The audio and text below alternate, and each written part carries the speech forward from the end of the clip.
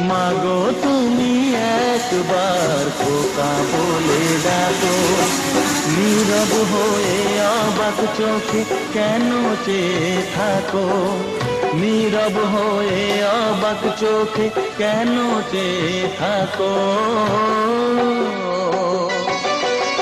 মাগো তুমি একবার খোকা বলে ডাকো।